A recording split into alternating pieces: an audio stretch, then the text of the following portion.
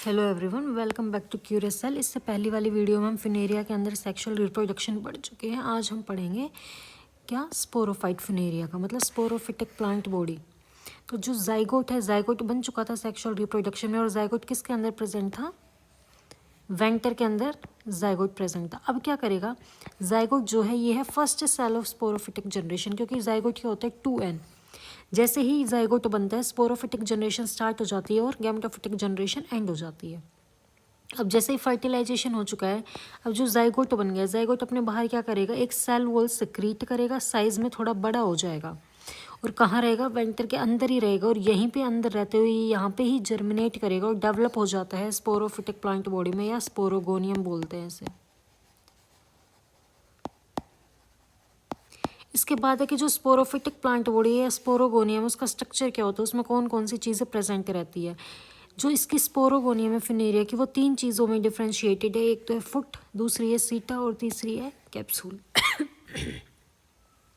सबसे पहले फुट की बात करेंगे। जो फुट होता है फिनेरिया में, वो होता है बहुत छोटा, स्मॉलर इन साइज, और क्या है, बेसल पोर्शन ऑफ स्पोरोगोनियम, मतलब स्पोरोगोनियम का सबसे नीचे वाला पोर्शन है, वो क्या है, फुट है।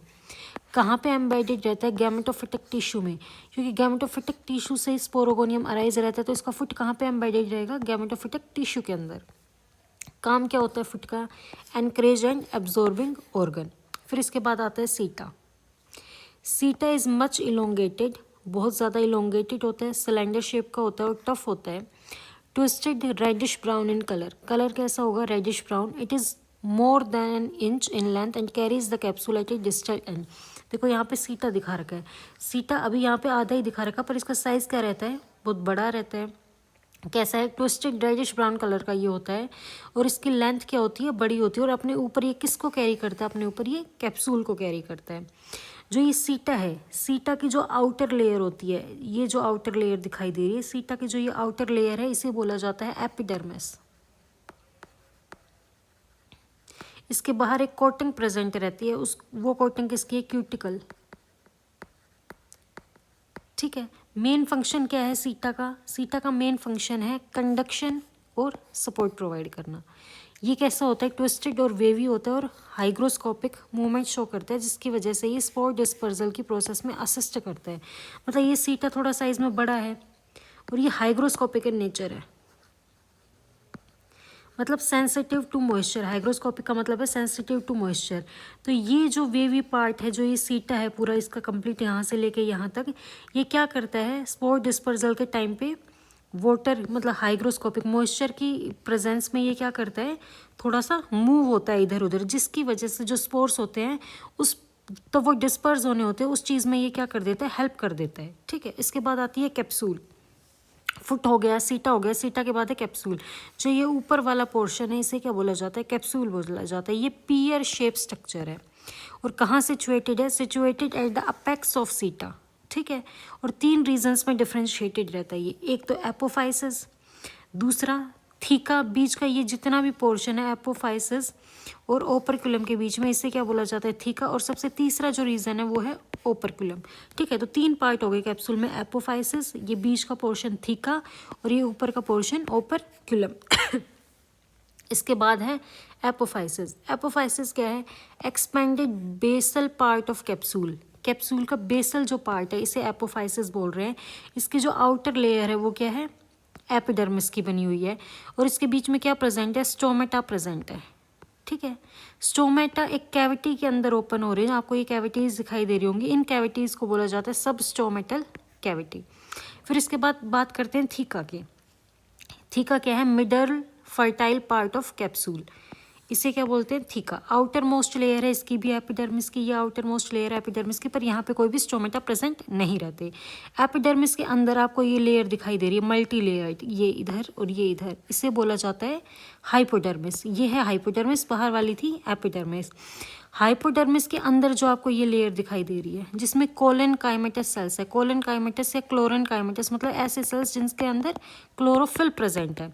ये क्या है? एक स्पॉन्जी लेयर है और उसके अंदर क्या प्रेजेंट रहते हैं? Air space. आपको ये दिखाई दे रहे हैं, इसके अंदर ये एयर स्पेस प्रेजेंट है। ये एयर स्पेस का काम क्या होता है? कैप्सूल को क्या नहीं होने देता? सिकुड़ने नहीं देता। ठीक है। कैप्सूल को ऐसे ही बना के रखता है इस फॉर्म में, पेयर शेप फॉर्म में। कैप्सूल को ये क्या नहीं देता, ये एयर स्पेस सिकुड़ने नहीं देते। जो ये एयर स्पेस है इनको बोला जाता है लैक्यूने, और ये जो एयर स्पेस है इनके बीच में एक सेपरेशन प्रेजेंट है, इस सेपरेशन को बोला जाता है सेप्टम। ठीक है। इसके बाद क्या है, सेंट्रल पोर्शन। जो ये सेंट्रल पोर्शन आपको दिखाई दे रहा है, ये वाला सेंट्रल पोर्शन, ये क्या है, कोल्यूमेला। और सेंट्रल पोर्शन के इस साइड और एयर स्पेसेस के इस साइड यहाँ पे जो ये स्ट्रक्चर है, राउंडेड स्ट्रक्चर्स ये वाले, ये क्या है, स्पोर सैक है। ये है स्पोर सैक। स्पोर सैक के अंदर क्या प्रेजेंट है, स्पोर्स प्रेजेंट है। अब देखो जो वॉल ऑफ कैप्सूल है, ये हो गई वॉल ऑफ कैप्सूल। इसके बाहर जो ये स्पोर सैक की लेयर इधर है, ये तो होती है 2 to 3 लेयर्ड सेल्स की बनी हुई। आपको दिखाई भी दे रहा है यहाँ पे, जो ये लेयर है एक से ज़्यादा लेयर की बनी हुई है, मतलब सेल्स की लेयर। जो अंदर वाली है किसकी, कोल्यूमेला, जो ये बीच वाला पोर्शन है इसे बोला जाता है कोल्यूमेला। इसके साइड जो ये स्पोर सैक की लेयर होती है, ये कैसी होती है, सिंगल लेयर्ड होती है। ठीक है। इसके बाद आता है ओपरक्यूलम और लिड। ओपरक्यूलम और लिड क्या है, देखो जो ये सबसे ऊपर वाला पार्ट है इसे क्या बोला जाता है, ओपरक्यूलम बोला जाता है, या लिड। लिड मतलब चाय की केटली देखी होगी, उसके ऊपर एक ढक्कन रहता है, तो ये भी कैप्सूल का एक तरीके से ढक्कन है, इसलिए इसे लिड बोल दिया गया है। ठीक है। ये conical cap like conical part है। ये क्या, थीका से सेपरेट हो जाता है। थीका ये वाला पोर्शन, इससे ये सेपरेट हो जाता है और यहाँ से स्पोर्स बाहर आते हैं। ये जहाँ पे ओपरक्यूलम प्रेजेंट है, यहाँ पे एक स्ट्रक्चर प्रेजेंट है, इसे बोला जाता है रिम। जहाँ से ये ओपरक्यूलम अटैच रहता है थीका से, वहाँ पे एक स्ट्रक्चर प्रेजेंट है, उस स्ट्रक्चर को क्या बोला जाता है, रिम बोला जाता है। और ये बना हुआ है इलोंगेटेड सेल्स का। जो ओपरक्यूलम है वो बना हुआ है 4 से 5 लेयर सेल्स का, और सबसे बाहर वाली लेयर है एपिडर्मिस। और बाकी की जितनी भी लेयर बच गई किसकी बनी हुई है, पैरेन्काइमेटस सेल्स की बनी हुई है। इसके बाद आता है पेरिस्टोम। पेरिस्टोम कहाँ रहता है, ओपरक्यूलम के नीचे अटैच। ये वाला पोर्शन जो आपको दिखाई दे रहा है टीथ लाइक, ये क्या है, पेरिस्टोम है। इसमें 2 रिंग्स प्रेजेंट रहती है, एक ये वाली रिंग और एक ये वाली रिंग। एक आउटर रिंग होती है और एक इनर रिंग होती है। दोनों रिंग में 16 टीथ प्रेजेंट रहते हैं। तो पूरे कितने टीथ हो गए पेरिस्टोम के अंदर, 32 टीथ प्रेजेंट हो गए। और ये पेरिस्टोम ही क्या करता है, स्पोर डिस्पर्जल में हेल्प करता है, क्योंकि ये हाइग्रोस्कोपिक इन नेचर है। तो ये क्या करेगा, ये ओपन और क्लोज होता रहता है, बार बार मूवमेंट शो करता है मॉइस्चर की वजह से, इसलिए हाइग्रोस्कोपिक है। इसलिए ये क्या करता है, स्पोर डिस्पर्जल में हेल्प करता है। इसके बाद जो ये ओपरक्यूलम है, इसमें 4 से 5 लेयर का एक जोन प्रेजेंट रहता है, जिसे एन्युलस, रिम के यहाँ पे साइड में, ये क्या है, एन्युलस। तब ये ओपरक्यूलम यहाँ से हटता है, तो ये कौन से पोर्शन से हटता है, जहाँ पे एन्युलस प्रेजेंट है वहीं से ये क्या होता है, हटता है, सेपरेट हो जाता है वहाँ से। The thin walled cells of annulus are destructed, separating the upper cap like operculum, which drop off, thus exposing the peristome. फिर क्या, पेरिस्टोम दिखने लग जाता है। ठीक है।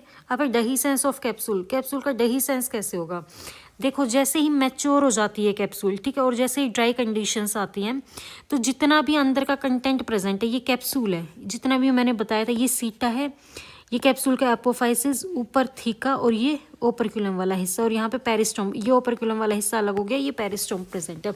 अब जितना भी कंटेंट इसके अंदर प्रेजेंट है वो सब ड्राई अप हो जाता है, किसको छोड़ के, एक तो स्पोर्स को छोड़ देते हैं, और एक ये वॉल ऑफ कैप्सूल। जैसे ये पानी लूज करेगा, सारा हिस्सा क्या हो जाता है, डिसइंटीग्रेट हो जाता है, जिसकी वजह से एक तो जो ये ड्राई हुआ ये कैप्सूल, उसकी वजह से ओपरक्यूलम क्या हो गया, यहाँ से हट जाता है। और किसकी मूवमेंट से हटता है, जो ये पेरिस्टोम टीथ आपको दिखाई दे रहे हैं, इनकी मूवमेंट, क्योंकि ये हाइग्रोस्कोपिक इन नेचर है, इनकी मूवमेंट की वजह से ये लिड ऊपर से हट जाते हैं, जिससे ओपरक्यूलम बोला जाता है। अब जो स्पोर्स अंदर प्रेजेंट है, वो स्पोर भी क्या करते हैं, ड्राई कंडीशंस में इन पेरिस्टोम टीथ की मूवमेंट से क्या आ जाते हैं, बाहर आ जाते हैं। जैसे ही बाहर आते हैं, इनका काम क्या होता है, ये गिरेंगे एक पर्टिकुलर सबस्ट्रेटम के ऊपर, स्पोर्स, और जैसे सबस्ट्रेटम के ऊपर जाएंगे, जर्मिनेट करके किसकी फॉर्मेशन कर लेते हैं, न्यू प्लांट बॉडी की फॉर्मेशन कर लेते हैं। यही मैंने यहाँ पे नोट्स में लिखा हुआ है। और स्पोरोफिटिक फेज खत्म हो जाता है जैसे ही स्पोर्स बन जाते हैं, क्योंकि स्पोर्स क्या होते हैं, हैप्लोइड, और गैमेटोफिटिक फेज क्या होता है, हैप्लोइड। तो स्पोरोफिटिक फेज हो गया खत्म, और गैमेटोफिटिक फेज क्या हो जाता है, स्टार्ट हो जाता है, और जर्मिनेट करके बना लेता है spores, gametophytic plant body. Thank you so much. यही था आज का अपना topic, sporophytic plant body of विनेरिया।